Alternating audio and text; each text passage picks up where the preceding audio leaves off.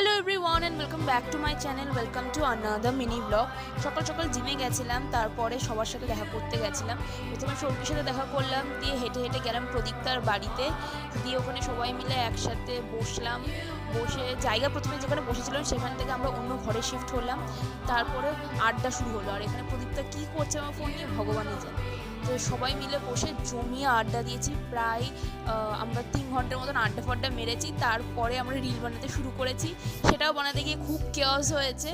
তারপরে আমরা একটু সবাই মিলে বেরিয়েছিলাম, আর এখানে সবাই ক্যামেরা দেখে কিস করতে শুরু করে দিয়েছে।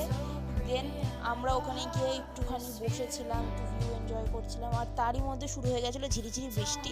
তাই জন্য আমরা এই শেডের মতন যেটা ছিল ওখানে দাঁড়িয়েছিলাম, গান টান করছিলাম। দেন এই ভেসে যাওয়া বাসটাকে আমরা ভেবেছিলাম সাপ, সেটা নিয়ে একটুখানি আমাদের হাসি ঠাট্টা হলো। দেন সবাই মিলে চা খেলাম, তারপর দাদামশাই একটু আরতি দেখে বাড়ি চলে এলাম।